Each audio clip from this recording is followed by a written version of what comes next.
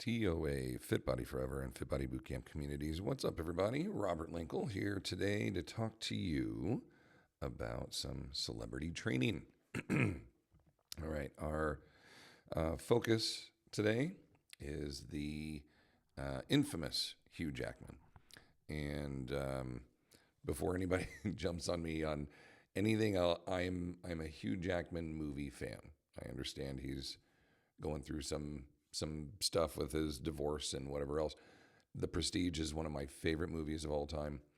I love him as Wolverine, and I think one of my favorite things about it, and the Greatest Showman, fantastic. Anyhow, I think one of the best things, one of the things that I admire most about him is how good a shape he's kept his body in. And this whole video that has kind of gone quote unquote viral really displays that, along with all the other movies that he's made and everything else. Playing, an older Wolverine, Logan, allowing the beard to grow gray and, to give him the old man look, and then only to tear off the jacket to reveal all the muscles and everything underneath. And he has stood by the fact that other than, I think, testosterone, he hasn't really gone down any steroid path or drug use path outside of that. So let's take a look here. And this is from BoxLifeMagazine. I saw it on their Instagram this morning, and I thought, well, this will be a good, good video to dive into. Hugh Jackman's viral trap bar deadlift at 56 isn't just impressive, it's a masterclass in longevity, form, and training smart with age. At 56, he redefines what it means to age well in Hollywood, etc.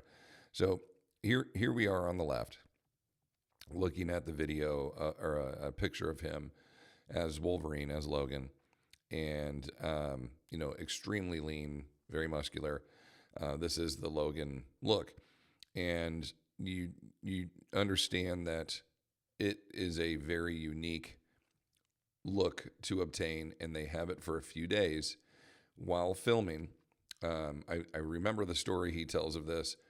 They were waiting. This was during the pandemic, I believe, or no, not the pandemic. During the writers' strike, where he wanted to finish this last scene. This was for the Deadpool Wolverine version and the more recent one they made. And he wanted to film the shirtless scene at the very end of the movie as he was continuing to kind of cut this and that. So they had the entire film really done, and they were about to go and do this scene, and then the writer's strike occurred, and they had to shut down.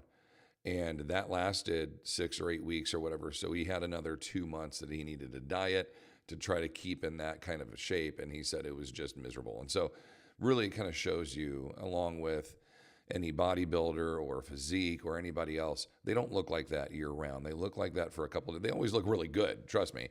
But to look like that for a couple of days is very difficult, let alone months on end. I think he was able to, obviously maintain and still look great. But if you look at the video here, when he's doing the deadlift, he's not Wolverine big, but he's still pretty damn big. And this is some of the best technique that I have ever seen for someone doing a deadlift with, what do we got? 45. So there's 155, 245, 305, somewhere right around in there. So 300 pounds while he's doing these. This is a kind of a traditional narrow stance deadlift. And if you can hear the coach, I'll show you some of her quotes in a moment, but the coach is telling him, work on the speed on the way up. They're trying, this isn't just a strength training set. They're actually focused on a little bit of power. He's trying to explode up as quick as he can. You look at the value of the deadlift. Every muscle in his body right now is stressing and straining, from the biceps and the triceps and the forearms and the arms to his traps and his lats and his rhomboids and his back. His pecs, his abs are all on, the quads, the hamstrings, like everything's being trained. And that's kind of the beauty. They're not primaries. His pecs aren't primaries, but his quads and his glutes are.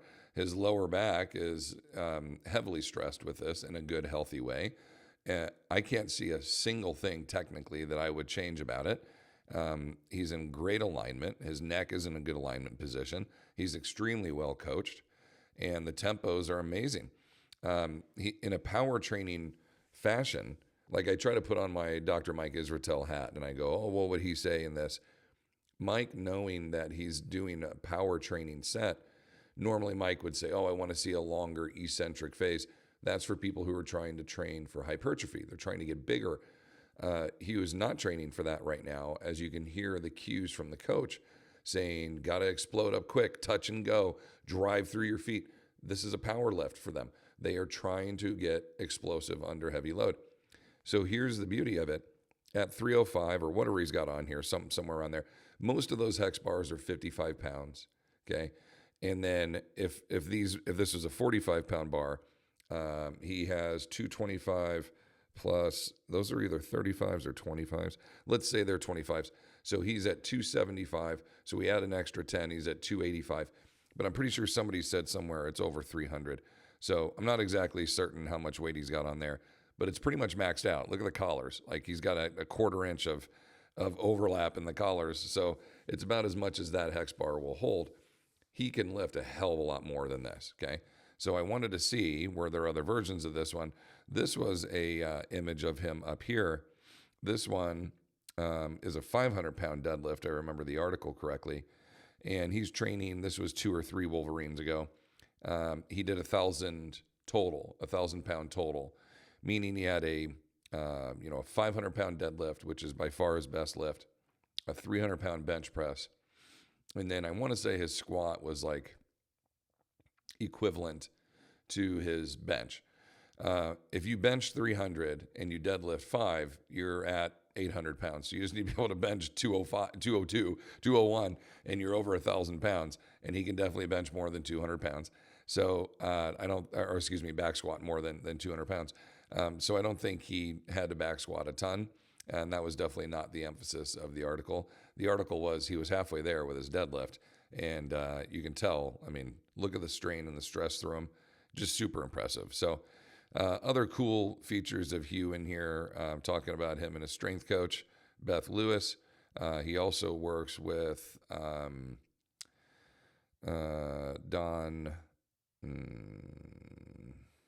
I forget Don's last name.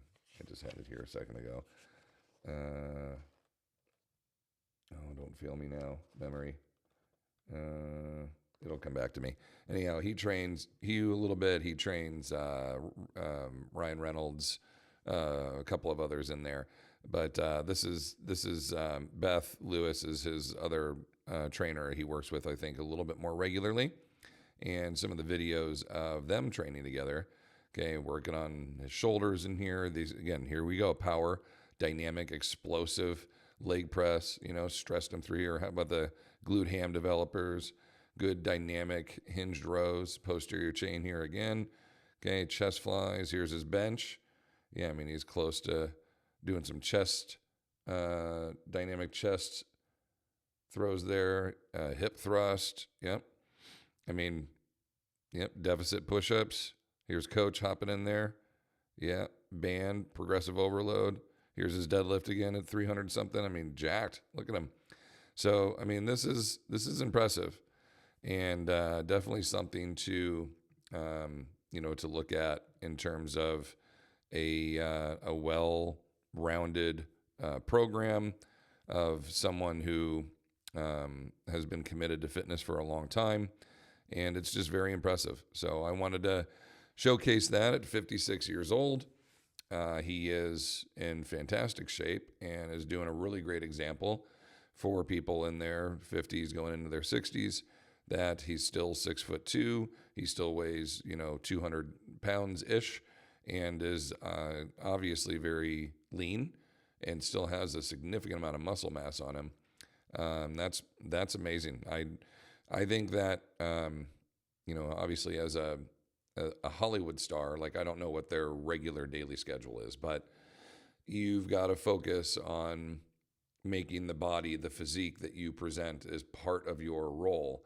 So it's part of your daily life to eat well and to train hard and all of that. And he embraces all that really well. As a massive fan of the theater, like I love going to the movies. For years, I have thought about doing an Instagram or a YouTube channel that reviewed movies, but there's a billion of them out there, and I'm like, who other than like 10 of my friends would want to hear my opinion on movies? But I love the movies. I love the theater. I minored in filmography and basically like how to make movies, cinematography.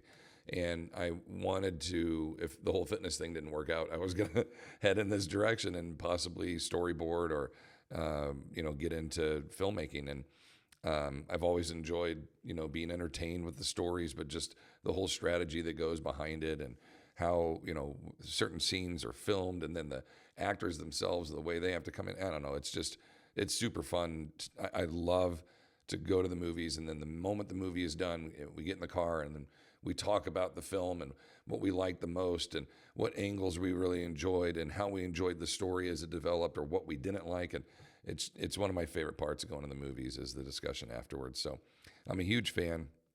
So I love seeing a Hugh Jackman with a physique like this, a Ryan Reynolds with a physique like this, a Arnold at almost 80 years old in FUBAR with the physique he has right now is fantastic. Tom Cruise at 60 years old, sprinting like he does in Mission Impossible.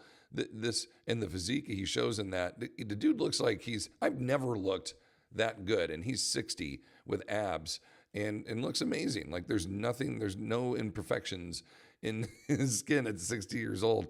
Like it's impressive that they can do the stunts they do, build the bodies that they have. And, Keegan always says, like, if you had a personal chef and, only had to work all day on making yourself an amazing, movie star that, other people could do that too. But how many actors are out there and how many do what Tom Cruise does and how many do what Hugh Jackman does and how many do, this is an elite group inside an elite group that produces, something different. No one can do what Keanu Reeves does, John Wick. No one can train. No one can do the amount of time and effort he has put in to perfecting his what do they call it? Gun jitsu or whatever they call it, jiu-jitsu with the guns and all that. He's developed a whole new type of film and a new way of doing things. And yes, he has a stunt double that falls off of roofs and all that other stuff. But when you're watching his fight scenes, that's him grabbing a gun, jumping, wrapping his legs around another dude's head, rolling, flipping, tossing that guy. And though you're looking at that and you're like, oh, they're all working together to do this, he's still learning all of those skills and is still a person that if I were in a street fight and was like, I need somebody to help back me up, and I look to my left and it's just some muscle-bound dude, and on my right is Keanu Reeves, I'm picking Keanu Reeves. I know what that guy can do. He knows and rolls with really great jiu-jitsu players, and some of the best people in the world were then hired by Hollywood to help come on and teach him how to do all that. And he shoots exceptionally well. He's one of the best. I'll say in Hollywood, he's the best by far. He does 3-gun competition. I mean, he's amazing. Anyway, I'm getting a little bit off point. I'm very impressed by all of this. And, granted, they spend their entire day being able to develop the skill set, maybe with the help of some additional, drugs or whatnot. I'm here to be entertained on screen, and this does it. So I love it. This was kind of funny. Greg Doucette, IFBB Pro, he's the guy that has like the Aladdin parakeet voice, and we all know is now fake. He embraces the character, but he talks about Hugh Jackman saying he's an actor. He consumes 6,000 calories a day, but still stays shredded, and how unrealistic that is. And so here's a quote from him, quote, "I got to be careful what I say here," he shares in a past interview, but, quote, "but I have been told anecdotally what the side effects are of that. And I was like, I don't love it that much. So no, I just did it the old school way." This is when he was asked if he takes any performance enhancing drugs. And so Greg does not believe that. I don't think to consume 6,000 calories a day, you could do that with Slurpees and donuts and garbage food. When you have to eat well to force down 6,000 calories of really good food, it's extremely difficult. You almost get to a point where you're force feeding and you're gagging because it's so difficult. And that is not great. But to put down that amount of calories on a regular basis, he must be training just a shit ton to not gain fat. Because even with the best of foods, that's a ton of calories. I mean, I probably eat 3,500 a day, somewhere around in there. And that's with shakes and all kinds of other stuff. So he's almost doubling what I put out. That's a lot. And I'm, 60 pounds bigger than him. Okay, so they go a little bit deeper into his technique. It's amazing. Is he using? Is he not? I don't, again, I don't really care. He's not performing and stealing scholarships from anyone. So this is entertainment on screen. Do whatever you want. I think you look amazing. You're taking care of your body. We've seen individuals that use and live to be 90, and people that don't use and they die in their 60s. So I don't really know if it's as taboo as we all used to think back in the day. I think there's a lot of, even just testosterone replacement therapy, which I've been utilizing for the last 3 years, has significantly improved my quality of life. My testosterone scores were literally zero. I didn't have a thyroid. I haven't had a thyroid since 2010, 2009. And so, I had a tumor, a cancerous tumor in my thyroid, had to have that taken out. And then, years later, even while still producing kids, which I was very happy about, not really knowing, we never really did a testosterone score. I was, 6'3" and 200 plus pounds. And, I just did not have a great physique, but was still a bigger person. So I just assumed my testosterone levels were fine. And turns out, no, for a long time, 0 was my score. And so to get that up, there's only one direction to do that. And it's drastically changed my quality of life, drastically. So I'm not going to poo-poo that at all. I think if you need some medications and you're doing it the right way with your doctor and whatnot, I think it's a great thing. One more thing I wanted to look at here is at 24, Scarlett Johansson had never touched a barbell. Now, Scarlett's 39, as she approaches 40, she says, and is learning to train with Olympic lifts and plyometrics to stay in superhero shape. And so, yes, she is, I can't say I'm a huge fan of, is this DC? I don't even know. She's Natasha Romanoff. Yep. The Black Widow. That's it. She's the Black Widow, and I don't know. There's the Marvel world and the DC world. I'm not a huge fan of the superhero movies in this way. I don't really know the difference between them. I know DC's Batman, Aquaman, Marvel is Spider-Man, and I don't know, Thor, Iron Man, the Hulk. I think I got those right. Yeah, but anyway, there's kind of a battle in between there, and I really liked the Captain America, DC, there you go. I really liked the Captain America in the beginning, and then, things kind of, there's so many movies now, if you miss one, you don't even know what's up. Anyway, Olympic lifting, plyometrics, kettlebell training, gymnastics-inspired movement. She's getting into it, getting into lifting, deadlifts, pistol squats, pull-ups, swings, overhead press. Consistency is her secret weapon. I love it. A 245-pound deadlift, good for her. Weighted push-ups with a 45-pound plate. I'm such not a fan of that, but it's still impressive, hopefully being done really safely. And then mastering the pistol squat. Those are hard. It's when you squat up and down on one leg. That's the other leg, it doesn't touch the ground. Extremely difficult to do that. Dynamic and truly in tune with her state of being. Doesn't really do cardio. Good for you. Battle ropes, circuit training, kettlebell circuit training, and sprints. I love it.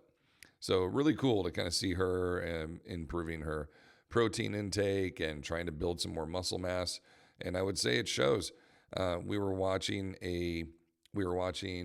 How to Train Your Dragon, and during How to Train Your Dragon came the preview of the trailer of the new Jurassic World, and she's the star of that. And right away, I was like, wow, she's got some shoulders and some arms. Like, she's never been a muscle-bound actress by any means. Not that she's overly muscled, but I mean, look at this level here. She's got some delts and some traps. Look at her back in the mirror. You can see her lats are developed, and she's got a thigh bulge, meaning her legs don't go straight down. Her thighs actually expand out. So she's got some quad and glute development. I think you obviously see that on screen when she's wearing the world's tightest outfit as the Black Widow. Like, she's got some muscle mass. I know there's always cheats where they can put stuff into the suits. I get all that, but you're not cheating much with a photo like this. And again, she's under tension. She's got 145 pounds or so in hand and banging out reps. I mean, that's super impressive. So, yep. I mean, she's got a physique that going to carry some muscle into her 40s here. It's going to help her a ton. And looks like she's got a pretty good diet. She's got a good coach. She trains often. I mean, I dig it. I'm all in favor of it. I'm a fan. I love seeing strong women, period. But especially if we're going to look into, Hollywood and discuss stars that, people admire, I would rather see individuals that are embracing resistance training and putting on muscle mass as they age. I think it's only a good thing. As I scroll down further into that article, it goes into Hulk Hogan, and he talks about how he lost 35 pounds and, has leaned out a little bit. And then I was like, oh, that's cool. What else? Keep going down, and it says Demi Moore, in her 60s, finding her best self, found that resistance training was not her thing or something like that. And I remember thinking, like, one of the best female physiques in Hollywood I've ever seen was the Demi Moore G.I. Jane physique that she brought in. She looked amazing in that film and built a lot of good muscle mass. And that became part of her recognized physique moving forward into Hollywood, was that she had some muscles on her. And it kind of bums me out a little bit to see something like that, where now she's like, well, now I'm 60 and I don't really think lifting's all that important. And it's like, well, there's only an entire scientific universe that disagrees with you. Like, I'm happy I guess she's, vegan now and whatever else it said, doing some therapy and some yoga and some other stuff, physical therapy and yoga. Cool. You're never going to convince me ever that somebody should not resistance train as they age. If it's not your thing, that's fine. Am I going to tell you that you should stop doing it? Hell no. So I was a little bummed about that, but was hoping to see people embrace this as they continue to age. Like Dick Van Dyke, the guy's like 108 years old, whatever he is, still goes and leg presses, wearing his corduroy pants and his slip-on shoes every day.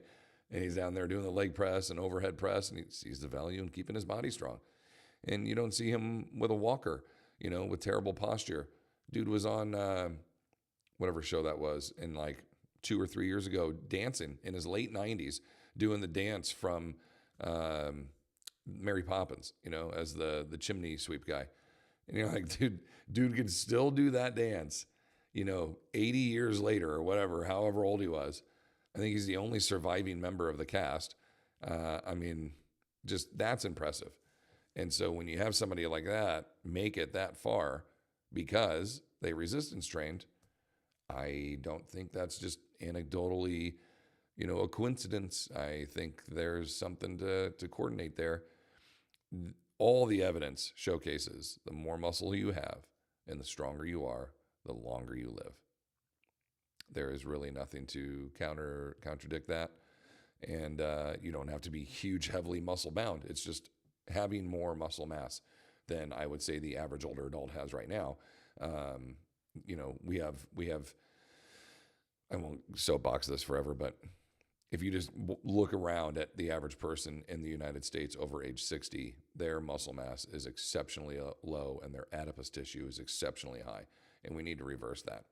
And that is the pursuit.